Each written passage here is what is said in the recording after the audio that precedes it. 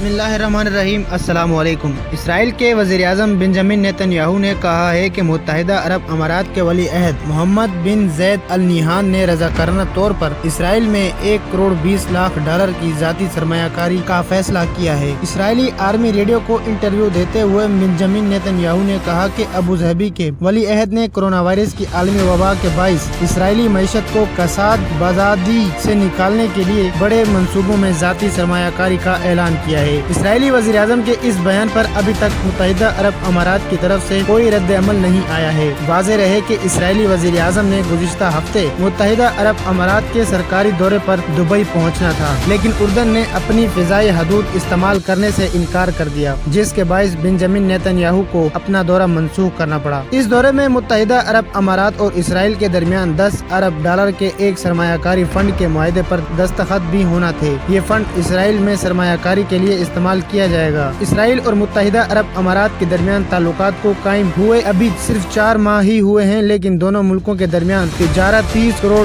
تک پہنچ چکی ہے۔